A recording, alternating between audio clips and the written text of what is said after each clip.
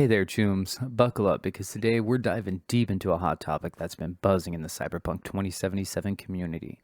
You've probably heard the question, why didn't V record Yorinobu offing his old man? After all, V's got a Kiroshi Optic implant, right? Well, hold on to your neural processors because we're about to debunk this theory. First off, let's get one thing straight. Nowhere in the lore of Cyberpunk 2077 does it suggest that an optical implant can record events. That's right, folks. Your Kiroshi isn't doubling as a camcorder. Interestingly, the few mentions of video recording devices in the Cyberpunk universe that I could find were on page 81 of 258 of the Cyberpunk 2020 sourcebook. It talks about an optical cyberware implant called a MicroVideo, which is a cyberware optic mounted video camera that can record up to 20 minutes.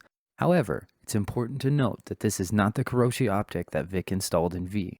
The Kiroshi optic that we were given in 2077 is for enhancing image zoom and targeting, not recording. While there are 9 ocular systems in Cyberpunk 2077 that offer a wide variety of gameplay styles, there's no specific mention of a cyber optic micro video in Cyberpunk 2077.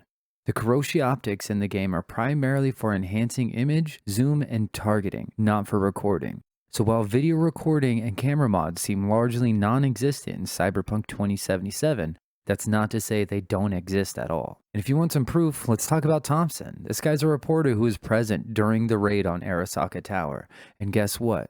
He had to use a Kang Tao recorder unit, not an optical implant, even though they were readily available at the time. And let's not forget about our everyday life in Night City. We see people taking selfies with phones and news reporters being filmed with cameras. If we could record with our eyes, would we not be living in a selfie or camera-free world? Now here's the kicker.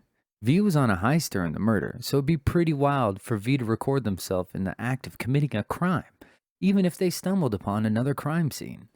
So with that being said, I'm very much under the opinion that this is far from a plot hole, but rather a reflection of the game's lore and mechanics. And if you're interested in diving deeper into the lore of Cyberpunk, I highly recommend you like, share, and subscribe for more Cyberpunk content, as well as check out some of the source books, because they offer a wealth of information about the game's universe. And remember, in Night City, knowledge is power, so equip yourself with the right information and stay ahead of the game.